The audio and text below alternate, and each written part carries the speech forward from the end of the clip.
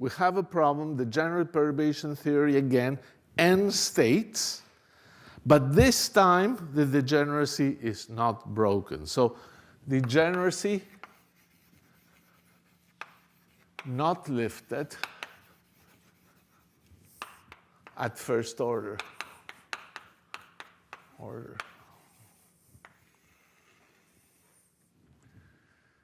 Surprisingly, this subject is, as you can see, you have to do things with care.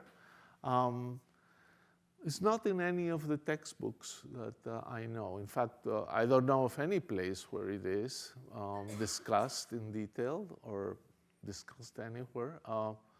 Even though this result is pretty useful and you need it, and I think people improvise when they do this. Even this discussion that we did here is not in any of your textbooks. In Sakurai, the Advanced Quantum Mechanics, there's some discussion and mentions this factor and how subtle it is, but doesn't quite do everything till the bitter end. This case is harder. This is simple compared to what we're going to do now, but we're going to sketch it so that you see the picture. We're going to do everything, but we're going to try to keep the picture clear because it gets sophisticated. So what's the situation that is happening physically? You have lambda here, and you have the states. And to first order, they don't split. So there are 4 states. And what we will assume is that to first order, they don't split. So they sort of come together. And then to second order, they will split. We will assume that to second order, they will split. If they don't split to second order, then things get complicated. I actually curious about that, but I don't know of any physics example that they don't split to first nor to second order. You will have in the homework things that don't split to first order. That really happens often. Then to second order, if you have 4 states that then split, means that to second order, they'll go like this, and they'll start looking like that. Maybe. Something like that. So the slope is the same to begin with, but then they split. Okay, so degeneracy not lifted at first order. So what is the problem here, that the degeneracy is not lifted to first order? The problem is physically that this concept of a good basis, that basis that corresponds to the continuous changing eigenstates, you did the perturbation theory to first order and you still don't know what is the good basis.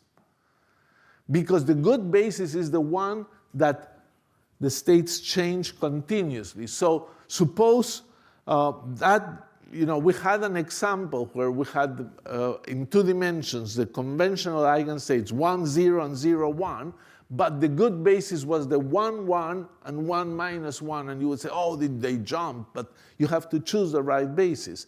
You do first order degenerate perturbation theory, and if the states split, you have the good basis. But if they don't split, you have no idea what is the good basis. So in that sense, you're trying to go high because you did first order. Now you have to go to second order of perturbation theory to see if you can find what the good basis is. So we will have to diagonalize something to second order to find the good basis. And once you have the good basis, you sort of have to start from the beginning. Now I have a good basis. Let's do the perturbation theory nicely. So if the degeneracy not broken degeneracy, we have that N0K delta H N0L is En1 delta KL. It is diagonal still. You do have a basis that diagonalizes the perturbation. You still diagonalize it, but once you diagonalize it, all the eigenvalues are the same. There's no account for NL here. All of them are the same. So what is the catch? The catch is that you now need to find good eigenstates. So what is the good basis? Good basis. We'll write it in the following way. I will form linear combinations, k equal 1 to n, of the n0k, and I will put coefficients a, k, 0 here. And I will say, look, if you give me some coefficients a, k, 0, I know how to superimpose now the capital N states, and let's hope that that's one good basis vector.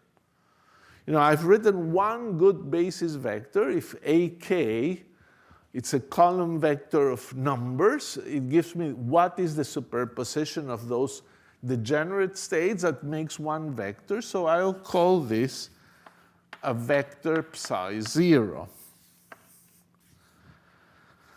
So I think of this AK naught as unknown numbers, unknown vector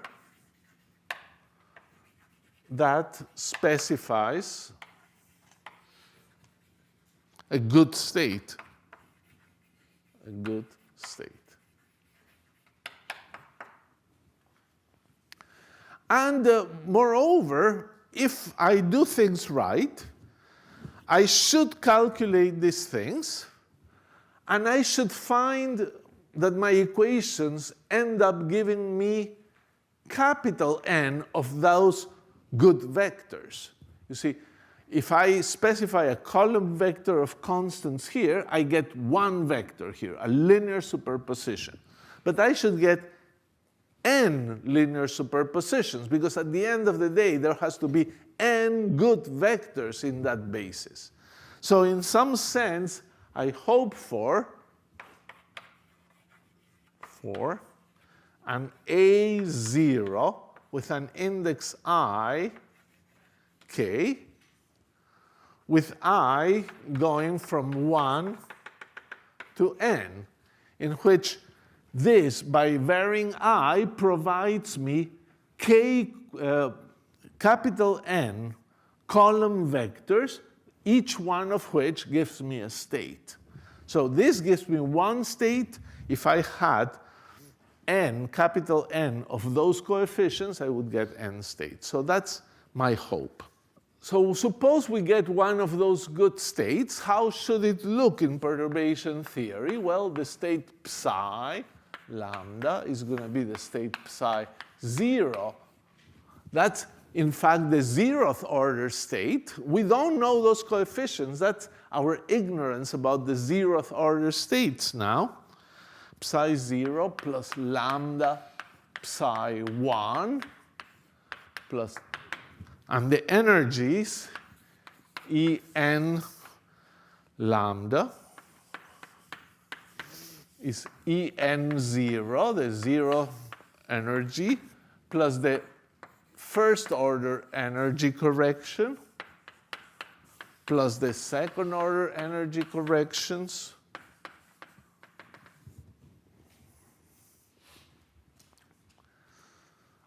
and from this, the Schrödinger equation that, as usual, says that h of lambda, psi of lambda, is equal to En of lambda, psi of lambda, gives you these equations that by now you're pretty familiar. And we'll need a couple of them, so I'll write them again. To order lambda 0, you get h0 minus En0 on psi 0 equals 0. That's a trivial equation because psi 0 is made up of states, all of which have energy En0. So that's always a trivial equation.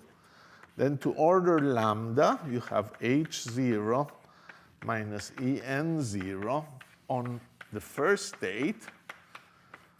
We've done this already a few times, so I'm sure you don't have trouble believing this. And to order lambda squared, the last one that I'll write, En0 psi 2 is equal to En1 minus delta H psi 1 plus En2 psi 0. Okay, kind of tired of writing these equations. Okay, so let's see what we should do. So we can start calculating things, and the way I'm going to do it for the benefit of time is that I will indicate the steps and what you do and skip the algebra. It will all be in the notes, and in fact the whole calculation will, if you want to go to the very end of it and exploit it to a maximum, there's lots of things one can do, and some of that will be left for homework. So our idea here is to give you the roadmap and for you to see how we're doing things. So let me see here. We can do a few things with these equations. So first equation is trivial, so we don't bother with it. And the second equation, it's kind of interesting to see what it does. We can find from this equation a confirmation of what first-order perturbation theory does. If we inject here one of the states in capital Vn, those N0Ls, you get the statement again that delta H should diagonalize the perturbation. So I think I'll skip that. We'll discuss it in the notes, but let's do the case when this equation gives something non-trivial. So let's calculate P acting on the order lambda equation. So when we had N0L, say, on the order lambda equation, that is kind of familiar. We've already done it a few times, so I'll skip it. But let's do the P acting on this equation. So P 0, H0 minus En0 times psi 1 is equal to P0 En1 minus delta H psi 0. H0 is a known Hamiltonian. This we know the energy, so this gives you EP0 minus En0 on P0 psi 1 is equal to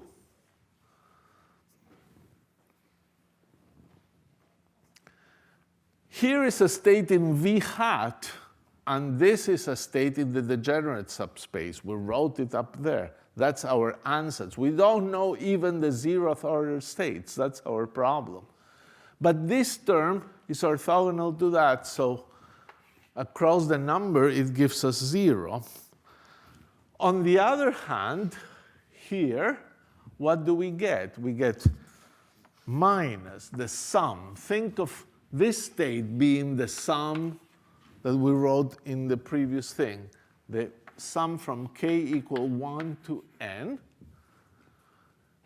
delta h, p, nk, a0, k. I've substituted this formula for the state psi 0 in there. And now we have computed these overlaps, because this is in principle known in terms of A0, and now we have these constants, these overlaps of the states outside the degenerate space with the first correction and this part. So I'll write it this way. Psi 1 of v hat is equal to p AP1 P0. And what is this AP1? It's those coefficients we're trying to find here. So this is the component of psi 1 along P0. So that component should go here. And therefore, it's minus 1 over EP minus En, zeros all. And here we have sum from k equals 1 to n, delta h n hp nk ak0.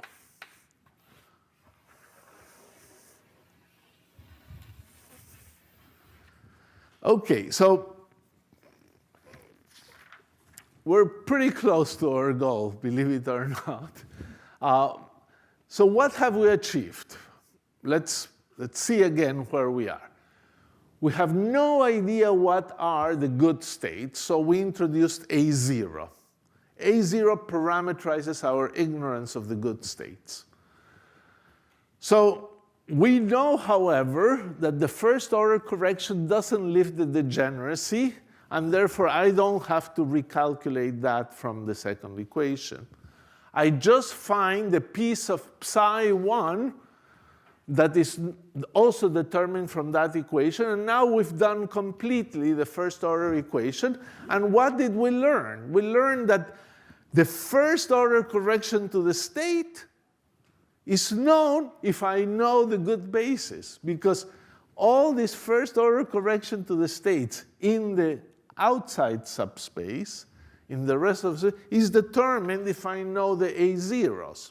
But I don't know the A0s, so we are calculating things, but we have not solved our problem.